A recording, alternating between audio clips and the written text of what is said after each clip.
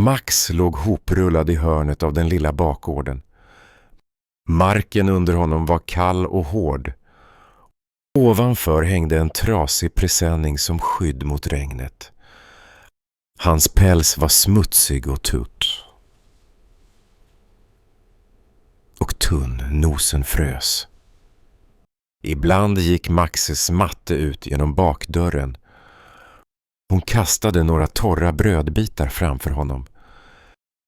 Ät nu, annars får du inget, sa hon argt och vände snabbt in igen. Max kände hunger varje dag. Blodet i öronen värkte av kyla, men han visste att han inte fick gå in i huset. Han vågade aldrig gå nära dörren. Husse brukade skrika, bort smutsiga hund! Max försökte ändå vända sig mot rösten ibland, viftade försiktigt på svansen. Men ingen såg på honom. Han var nästan osynlig för sin familj. Om nätterna låg han utomhus, ensam. Ljudet av bilar och vind genom staketet var hans sällskap. Han drömde ofta. I drömmen sprang han genom gräs. Någon ropade hans namn med glad röst och en varm hand strök över hans huvud. Varje morgon vaknade Max med tom mage och ett hjärta som dunkade fort av rädsla. Han längtade efter en vän. Ibland gick han fram till stängslet när barn skrattade på gatan utanför. Men ingen kom till honom. Alla barnen höll avstånd. Vuxna gick förbi utan att ens titta. Ibland hörde han höga röster från köket. Tallrikar slog i bordet, ibland någon som slog handen i väggen. Max hukade sig när någon närmade sig. Han visste aldrig vad som kunde hända. Ändå hoppades han varje dag att någon skulle visa honom ömhet. En morgon när solen knappt hunnit upp öppnades plötsligt bakdörren. Ut kom hans husse och matte. De sade inget till Max. Mattes ansikte såg tomt ut. Husses steg var tunga. Husse släppte enkelt lös hans gamla smutsiga kedja. Matte stängde snabbt grinden bakom honom. Utan att se tillbaka gick de därifrån. Max kände sig kall inombords. Han stod kvar, ensam och förvirrad. Snart insåg han att de var borta. Gården var tyst och en kall vind blåste genom Ruelle. Max visste inte vart han skulle gå. Hans ben skakade när han tog de första stegen ut på gatan. Asfalten var kall mot hans tassar och vinden ven omkring honom. Ingen stannade för att titta på honom. Alla såg bara rakt fram som om han inte fanns. Han följde trottoaren längs de gråa husen. Varje doft var ny. Han sniffade efter matrester bland papper och vissna löv. Ibland hittade han en gammal pommes frites eller en bit korv. Men magen kurrade fortfarande och gjorde ont av hunger. När Max försökte gå nära människor vek de ofta undan. En gång skrek en kvinna, bort, gå härifrån. Hon knuffade undan honom med foten. Han ryggade tillbaka, rädd för att bli slagen. Andra barn ropade fula ord åt honom och kastade små stenar. Ful hund, stick! Deras röster var höga och vassa. Ibland sprang han undan in i en smal gränd, hjärtat dunkade hårt. Bilar brummade förbi, några tutade när han kom för nära. Han höll sig nära väggarna och försökte vara så liten som möjligt. Doften från ett bageri lockade, men han vågade inte gå för nära dörren. Max kände sig ensam mitt i den stora staden. En kväll när vinden blev starkare och mörkret föll letade han efter skydd. Han hittade en gammal trasig port. En djupt inbuktad vägg under ett tak gav honom plats att krypa in. Där pressade han sig mot den kalla stenen. Kroppen skakade av kyla och rädsla. Ute hörde han skratt och skrik. Någon sparkade mot porten men gick snart vidare. Max låg stilla och väntade. Hans ögon letade efter minsta ljus i mörkret.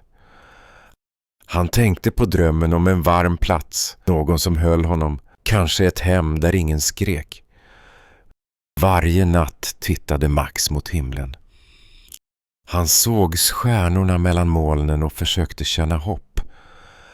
Han viskade tyst för sig själv, som om någon kunde höra: en dag blir det bättre. Solen steg över taken när Zoe gick till skolan med sin väska. Hon såg något litet och rufsigt på trottoaren. Max låg hopkrupen mellan två soptunnor, pälsen smutsig, ögonen trötta. Han skakade av kyla och tittade bort när Zoe närmade sig. Zoe gick sakta fram och satte sig på knä några meter ifrån honom. Hon sa inget först, bara väntade. Max kikade försiktigt på henne. Zoe öppnade sin matlåda och drog fram en bit bröd. Hon höll ut handen med brödet. Max slöt ögonen en sekund, som om han väntade på att bli slagen, men ingenting hände. Försiktigt sneglade han på brödet. Med en darrande nos tog han ett steg framåt. Zoe log och mumlade: det är okej, du kan ta den. Max åt brödet snabbt och satte sig.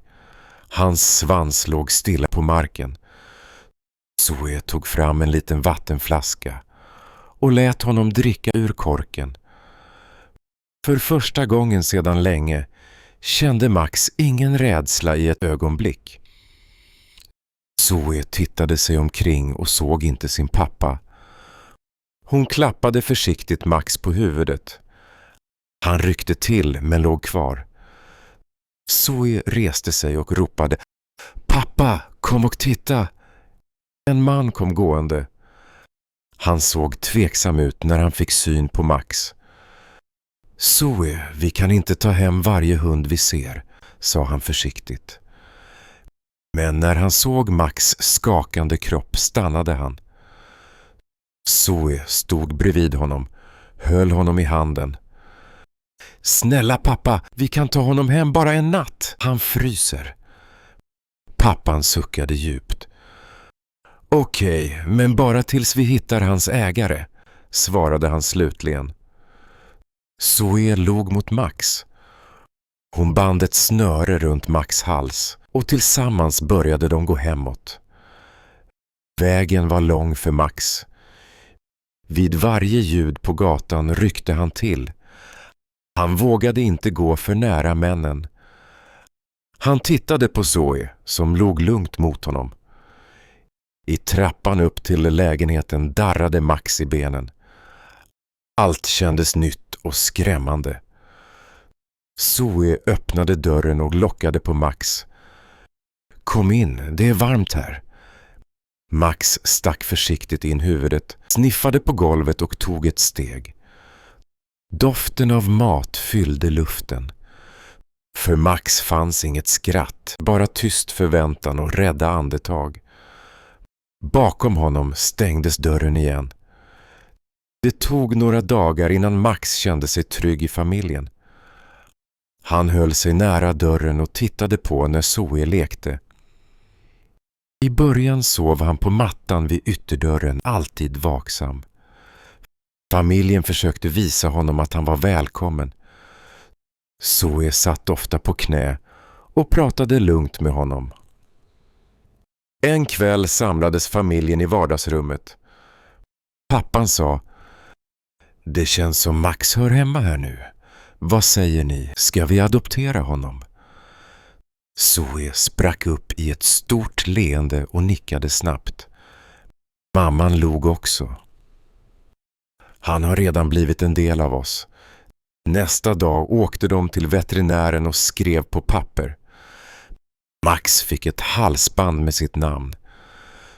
Zoe klappade honom försiktigt på ryggen och viskade: "Nu är du min hund, Max."